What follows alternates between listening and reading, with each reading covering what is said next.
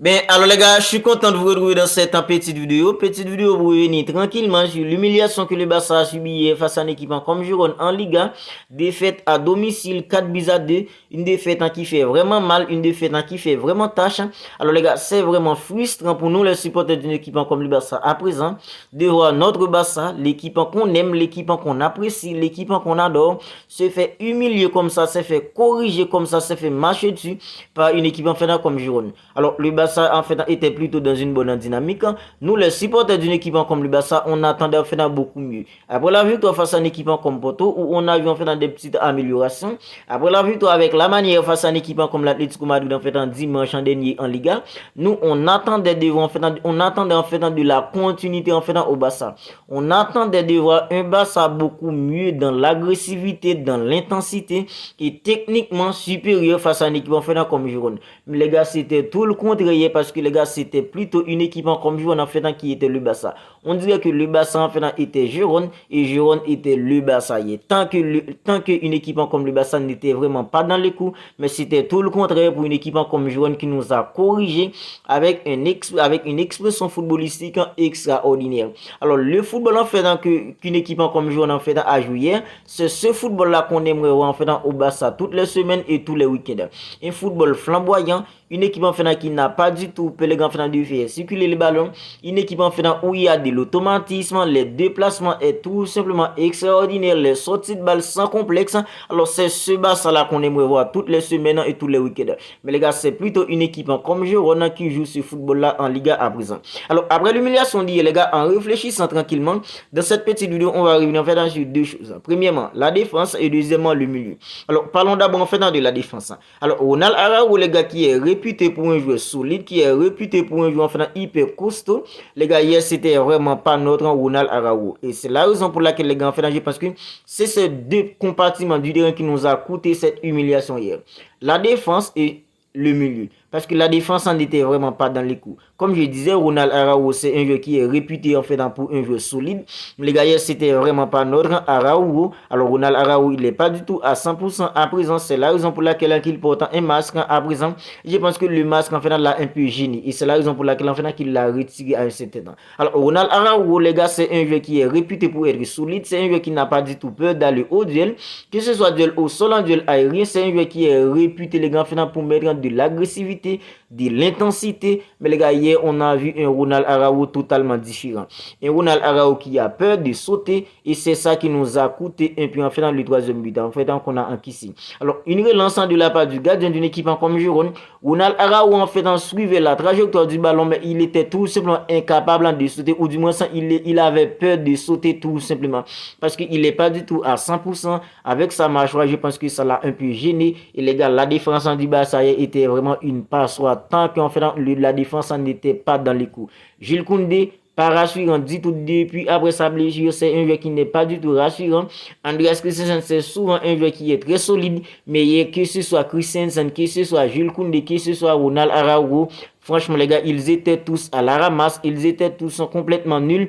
Et la défense du Barça n'était vraiment pas dans les coups hier. On a encaissé des buts, on dirait que c'était tout simplement des adultes qui joueraient avec en fait des enfants tant que la défense du Barça n'était vraiment pas dans les coups. Alors les gars, le milieu.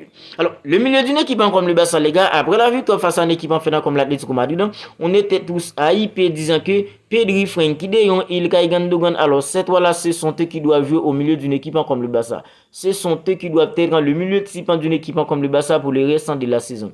Puisque Gavi, il est à autant pour tous les restants de la saison, alors on est plutôt d'accord là-dessus. Parce qu'un joueur comme Oriol Romeu, on est tous d'accord que dans des matchs en fait à haute intensité, dans des matchs où l'équipe adversaire en fait va presser, alors un jeu comme en fait Oriol Romeu, c'est pas du tout l'élément idéal au milieu d'une équipe comme le Barça. On est tous d'accord là-dessus. Mais les gars, moi, ce que je constate hier, c'est surtout l'absence de Gavi au milieu d'une équipe comme le Barça. Je sais qu'avec Pedri, avec Frenkie de Jong, avec Ilkay Gundogan, ça donne une supériorité technique au milieu d'une équipe comme le Barça. Mais est-ce que vous avez vu ça hier au milieu d'une équipe comme le Barça? Est-ce que vous avez vu le milieu d'une équipe comme le Barça supérieur au milieu d'une équipe comme Girona? Parce que les gars, des joueurs comme Ilkay Gundogan, des joueurs comme Pedri, des joueurs comme Frenkie de Jong, ce sont des joueurs hyper techniques avec le ballon. Quand le Barça a le ballon, quand le Barça joue un match où c'est le Barça en fait qui a le monopole en fait du ballon, le Barça n'aura pas beaucoup de difficultés en fait pour contrôler le match, pour contrôler le tempo du match. Parce que Frenkie de Jong, la technicité de Frenkie de Jong, la vision de Pedri, la vista d'un joueur comme Ilkay Gundogan, avec le ballon, c'est le milieu idéal pour une équipe comme le Barça. Mais maintenant, la question qu'on doit se poser, les gars, comme ça a été face à une équipe en fait comme Girona, quand le Barça n'a pas le ballon, un Barça sans le ballon, un Barça qui joue un match en face à une équipe, un Barça qui se retrouve en face à une équipe en fait qu'il prive en fait du ballon. Et c'est ça en fait qu'on avait constaté hier face à une équipe en fait comme Girona.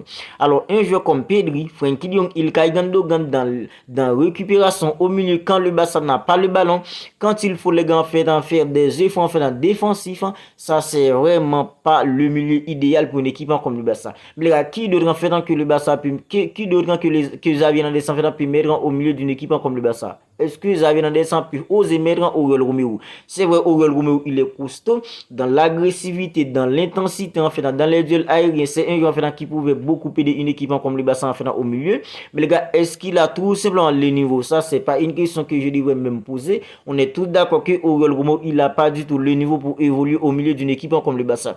Alors, c'est là que je vous dis que l'absence d'un joueur comme Gavi au milieu d'une équipe comme le Barça, je pense que ça va faire beaucoup de mal à une équipe comme le Barça pour le restant de la saison parce que les gars, avec l'absence de Gavi dans l'agressivité, dans l'intensité, dans l'impact en physique, en fait, alors tout ça a un peu manqué au milieu d'une équipe comme le Barça. Il y a une action où en fait un Pedri était là en train de regarder un jeu comme Frenkie de Jong. Un jeu comme Frenkie de Jong, il était là en train de regarder un jeu comme Ilkay Gundogan pendant que le porteur de ballon d'une équipe en fait comme Girona était là avec le ballon en train de progresser, en fait en train de venir en fait dans les camps d'une équipe comme le Barça pendant que Pedri était là en train de fixer un jeu comme Frenkie de Jong. Frenkie de Jong, lui, il était là en train de fixer un jeu comme Ilkay Gundogan. Alors moi personnellement, je vous dis qu'avec un jeu comme en fait un Gavi au milieu d'une équipe comme le Barça, surtout en fait dans le match d'hier les gars, jamais le milieu d'une équipe comme Girona aurait été aussi à l'aise avec le ballon les gars comme ça en fait avec la présence d'un joueur comme Gavi au milieu en fait d'une équipe comme le Barça dans le match d'hier.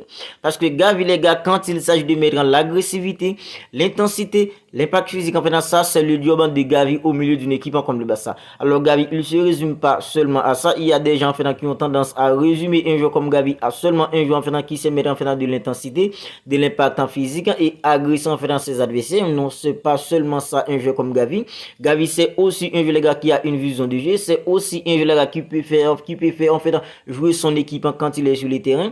Mais les gars en fait c'est surtout les gars la volonté qu'il a pour répéter en fait dans les actions en fait dans défensive les gars.